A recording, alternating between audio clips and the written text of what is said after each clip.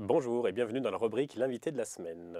Aujourd'hui, nous recevons Jacqueline Dupanloup et Jean-Éric Carré pour le financement participatif de la centrale hydroélectrique du Merlet à Saint-Alban-des-Villars. Jacqueline, Jean-Éric, bonjour et merci d'être sur ce plateau.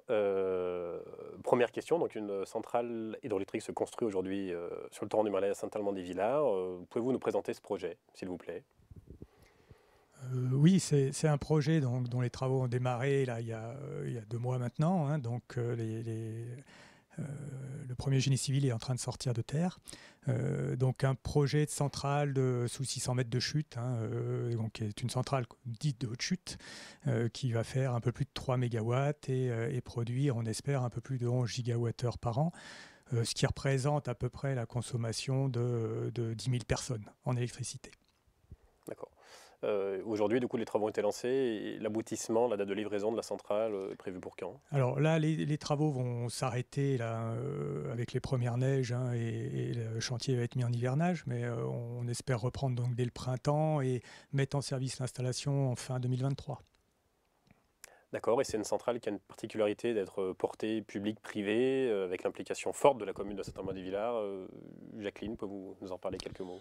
Oui, donc c'est effectivement une centrale, un projet qui a été porté par une société d'économie mixte dans laquelle la commune de Saint-Alban-des-Villars a 50,1% des parts. Donc pourquoi cette implication de la commune? On s'est dit que compte tenu des enjeux environnementaux et énergétiques à venir, c'est bien que chacun puisse apporter une pierre. Nous avons une force hydraulique sur la commune. Techniquement, nous n'étions pas en capacité de conduire un projet tout seul. Donc nous avons fait appel à un partenaire qu'on connaît, puisqu'on est déjà partenaire de la société des Hautes-Chutes de Roc sur la microcentrale du Bacheux, un torrent juste voisin. Donc nous connaissons le partenaire privé et sa fiabilité technique.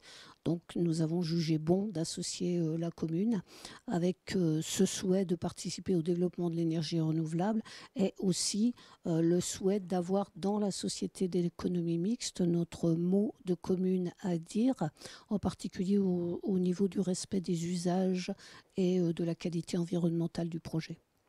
Et dans la lignée de vos propos, donc, ce sujet de financement participatif, il a été finalement proposé ou impulsé par les deux parties, par une partie en particulier En fait, la commune, elle a des parts dans la société, mais elle ne souhaitait pas apporter de fonds propres d'investissement. On a un financement bancaire, mais il ne couvre pas tout à fait la totalité du projet. Donc on a jugé bon de faire appel aux partenaires très très locaux, c'est-à-dire les habitants, pour voilà, contribuer à la réalisation de la microcentrale et de l'aménagement hydroélectrique. Donc en fait, ça fonctionne comme un fonds d'épargne, c'est-à-dire que les habitants d'abord des deux communes des Villars et des deux communes de Cuines, Sainte-Marie et Saint-Étienne, donc tout ce qui est finalement concerné par le torrent du Glandon. Le Merlet est un affluent du Glandon. Tous les habitants de ces cités-là sont en premier lieu sollicités pour participer.